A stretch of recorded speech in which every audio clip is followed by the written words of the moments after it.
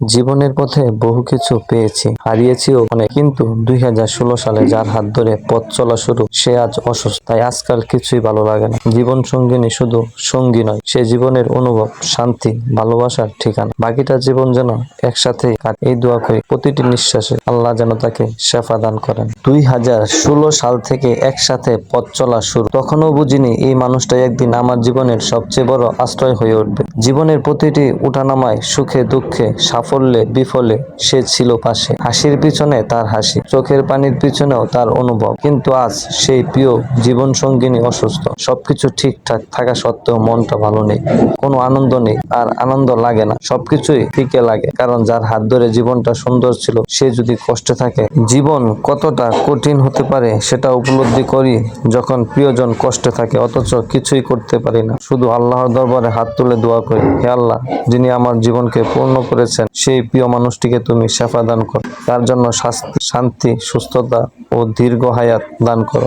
আমরা যেন বাকিটা জীবন এভাবেই একসাথে কাটাতে পারি, ভালোবাসা আর মমতায় বাঁধাপড়। সত্যি বলতে কি, জীবনে অনেক কিছুই গুরুত্বপূর্ণ, কিন্তু একজন জীবন সঙ্গিনী ভালো থাকার সবচেয়ে বড় পাওয়া। সবাই দোয়া করবেন।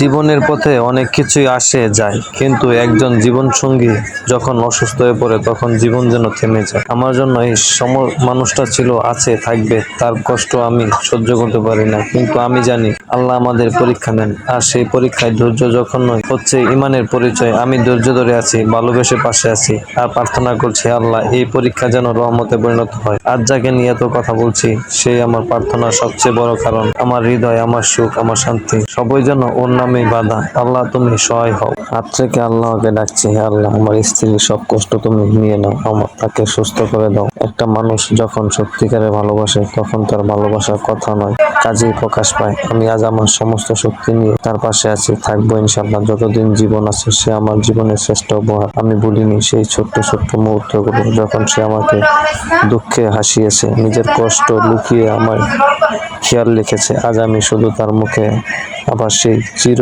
চেনা হাসিটা দেখতে চাই। আমি জানি চিকিৎসা চলে, ওষুধ চলে, কিন্তু সবার দোয়া আর আল্লাহর রহমত ছাড়া কেউ কাউকে সুস্থ করতে পারে না। তাই আমি আপনাদের সবাইকে অনুরোধ করছি, আমার প্রিয় জীবন সঙ্গিনীর জন্য একবার অন্তর থেকে দোয়া করবেন, বলবেন, হে আল্লাহ, তুমি শেফার মালিক, তুমি তার রোগ দূর করে দাও, তুমি তাকে রোগের প্রাণবন্ত আর হাস্যোজ্জ্বল করে দাও।